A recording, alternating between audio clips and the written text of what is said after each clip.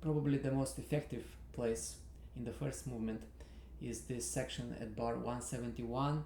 This is the preparation for the culmination, so it's a section that builds up the sound. But before I talk about it, I'd like to give you an overview of the other parts, just a brief overview of the other parts in the development section. So in the previous video we talked about the beginning of the development with the loud idea and the soft idea. So this is sort of like a first the first episode in the development section.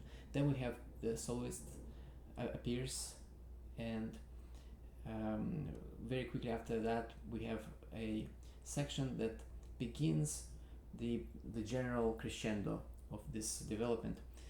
And here what happens is that we have in the orchestra, we have the juxtaposition of the melody from the second theme and an idea of parallel fifths that has its roots in the first theme, right at the opening. So so they sort of like play together, and this melody travels through different instruments. But the soloist is at the same time playing a sort of like a rhythmic improvisation on top of that. So I guess the leading force of that spot is this melody in the orchestra. So the soloist kind of provides the rhythmic background to this. But in general, this section, the whole section is very rhythmic, and the rhythm is probably the most important thing. So it's very strict, it's very giusto, everything that happens here. All right, so we're kind of approaching this this part that I would like to share with you. So in the short score, in this piano version, we have the repetitive pattern that happens like here it happens sort of like every bar. In the orchestration, I will show you, I kind of split it.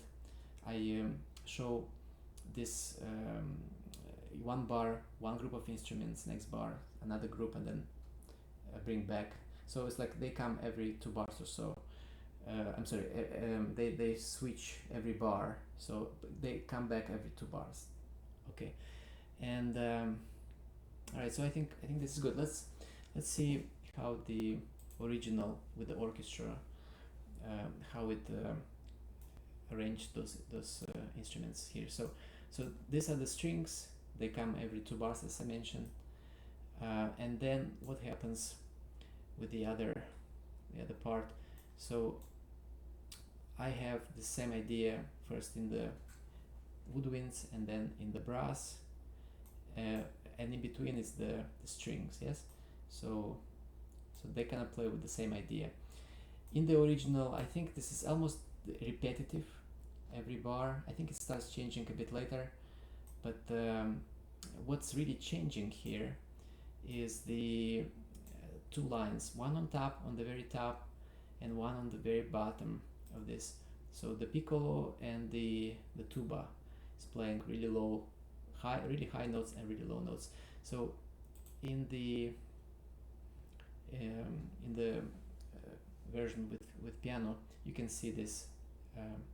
We have this line, the basses, yes, and then we have the top. So they're basically doing the same thing, only I guess the piccolo is behind.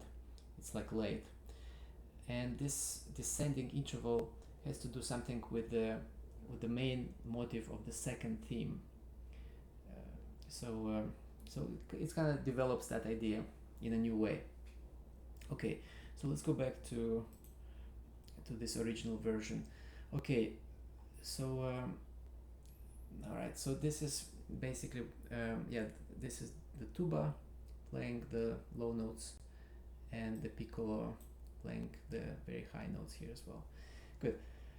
All right, so let's see the version for the wind ensemble. All right, so all the string parts I gave to the saxes because there's nobody else who can play it, and because I need to hear I guess 3 different groups. So saxes on one hand, I guess 3 hands, right? So saxes, the woodwinds, I guess in this case clarinets and bassoons. I think at some point we also have, this is joined by the flutes and oboes. So all of this provides, I guess, a nice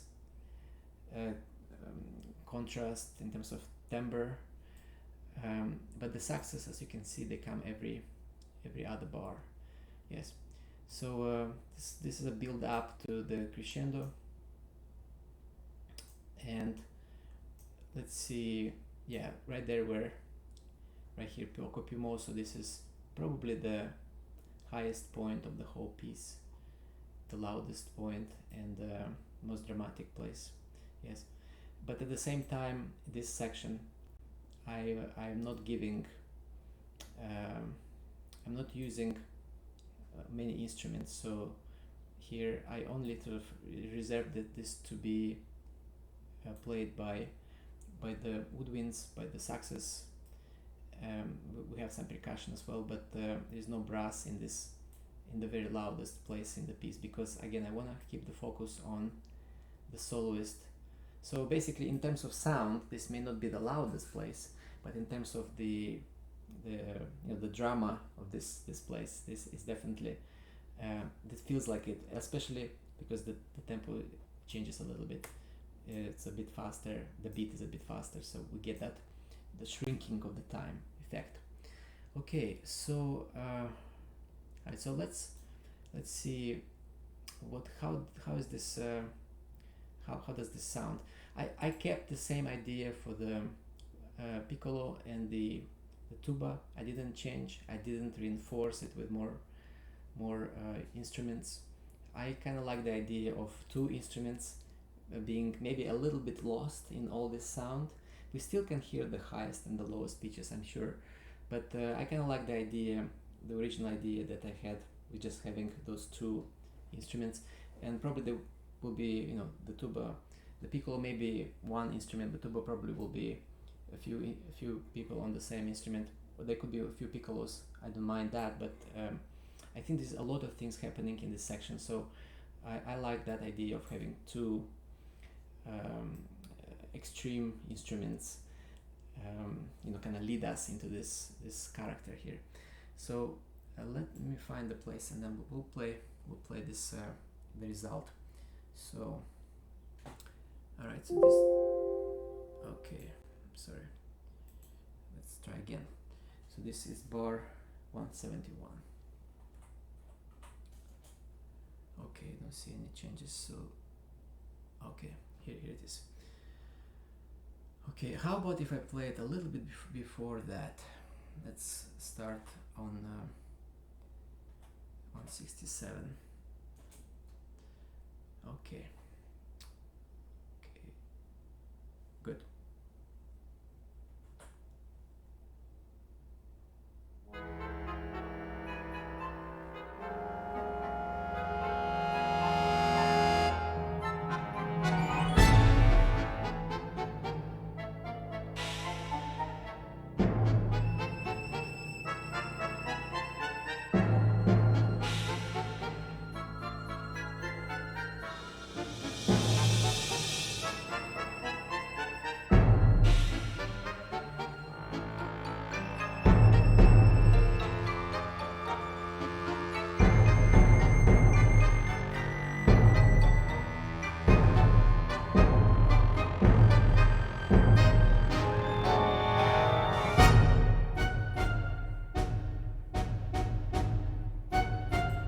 So this is the place. This is the place. Where when the meter changes 5/4. This is the place where I guess it's the culmination of the first movement, and then very rhythmic.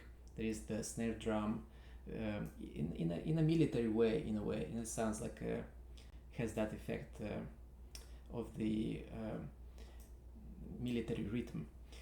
Okay, and kind of this gradually fades. And we have a diminuendo, and then only the soloist is left here just before the recapitulation.